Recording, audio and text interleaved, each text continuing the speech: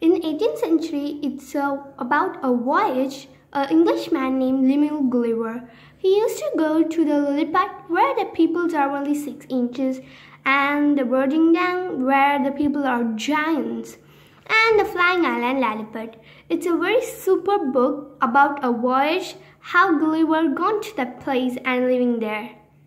And it was written by Jonathan Swift. The next book is The Power of Positive Thinking, written by Norman Vincent Peale. This book is about how to think positively and how to be positive in a critical situation. There are many examples in this book, and many of the tips are there to be positive in our lives in a negative situation. And the next book is 20,000 Leagues Under the Sea, and it was written by Jules Verne. This is about a sea, and it was a very horror story that I read, and I didn't read this full book, but I read half of them, so I'm telling in that.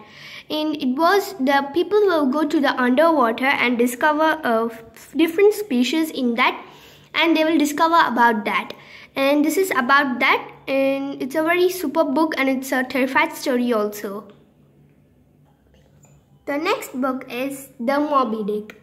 It was written by Herman Melville, and this is also about sea, but it's about whaling, where the man go on whaling to the another country, and he lives in another port because they are not having houses. If he book a larger house, it will cost so much expensive. So he chose to live in a small house where the roofs are damaged, and he lived with a companion, a large fat man, and he was also a whaling person. And this book is about whaling. It's an adventurous book. The next book is Around the World in 80 Days. And this was written by Jules Verne. And this is about a man called Mrs. Phileas Fogg, who used to travel around the world and liked to travel. He accepted a wager of $20,000 in the Reform Club set by his friends because he was able to do the travel along with every friend. And this book is about traveling. It's a very super book. Those who love to travel and to be adventurous, you can read this book absolutely. And the next book is Stillness is the Key. It is written by Ryan Holiday. In this book is an ancient strategy for modern life, and in this book they are telling about stillness and how to be stillness. Stillness is the key. Okay, let's take one example. It's given in this book. We all know John F. Kennedy. He used to take a lot of decisions, which often put lives at stake. He used to take important decisions in a critical situation. He used to chill in the rose garden. After taking the decision and sorting out the problem, the first person he thanks is the gardener. Because if there are solitude moments for a place, then it's lead to take a great decisions. This is said by Ryan Holiday in this book, and it was an awesome book. The ability to choose the focused inner stillness that Ryan champion is more important than ever. It's also said by him, and it's a super book about stillness, and it's a motivational book also. And the next book is The Secret Garden. This is about a girl called Mary Lennox who lost her parents and lived as an orphan in the country. He used to find the key for the garden and find the garden in their country. And this was about a fantasy story, and it was a superb novel. I like this very much. And this was written by Frances Hodgson Burnett.